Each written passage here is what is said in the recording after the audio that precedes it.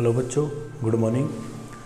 Lockdown के दौर में कहीं हमारी पढ़ाई डिले ना हो, इसलिए ये एजुकेशन वीडियो बनाए जा रहे हैं।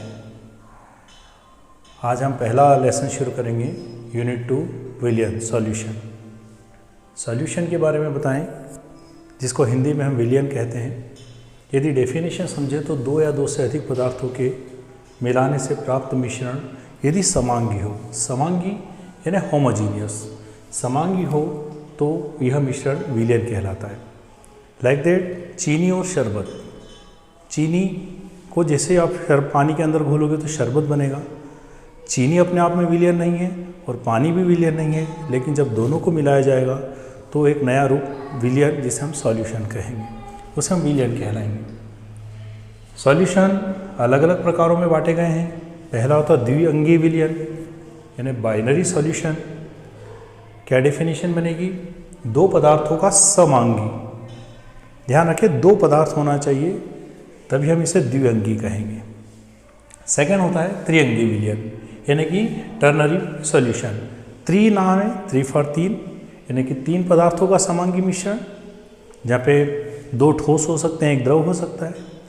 दो द्रव एक ठोस, तीनों अवस्थाएं हो सकती, लेकिन शर्त क्या है? समांगी होना चाहिए, होमोजीनियस होना चाहिए। अब विलियन है क्या? विलियन दो पदार्थों से मिलकर बना रहता है, विलय और विलायक। विलय को हम सॉल्यूट बोलते हैं और विलायक को सॉल्वेंट बोला जाता है। अब हम डेफिनेशन समझेंगे कि विलय क्या चीज़ होती है।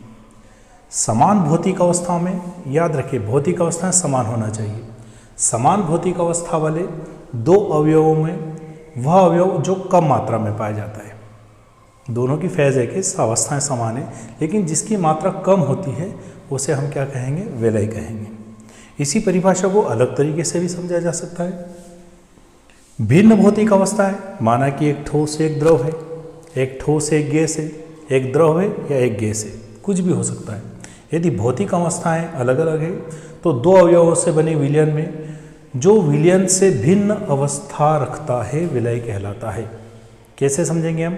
जैसे हमने शक्कर और पानी को मिलाया है, शक्कर अलग ठोस अवस्था है, पानी अपने आप में द्रव अवस्था में पाया जाएगा। अब दोनों को मिलाने पर क्या बनेगा तो द्रव ही। तो डेफिनेशन यहाँ क्लियर हो जाएगी कि वह अवस्था जो विलियन से भिन्न है। विलियन से भिन्न कैसे? कि शक्कर ठोस थी लेकिन पानी तो हमारा द्रव ही था ना, और बना भी विलियन द्रव अवस्था में ही है, तो हमारा विलय क्या कहला जाएगा? विलय होगा हमारी शक्कर।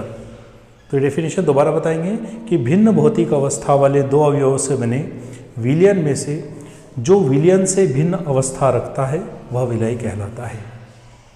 यहाँ याद रखें, ये नीट और IIT फैक्ट्स है कि कम मात्रा में पाए जाने वाला विलय कहलाएगा और भौतिक अवस्था में जो विलियन से भिन्न अवस्था रखता है वह विलय कहलाएगा। ये दो बिंदु हमारे लिए बहुत महत्वपूर्ण है। तीसरी अवस्था है टाइप्स ऑफ सॉल्यूशन, अर्थात विलियन के प्रकार।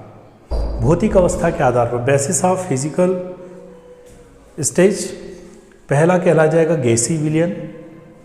गैसों से भी विलियन का निर्माण होता है, दो भिन्न गैसों को जब मिला देंगे, लेकिन शर्त वही है, होमोजीनियस होना चाहिए, अपने आप में समांगी होना चाहिए।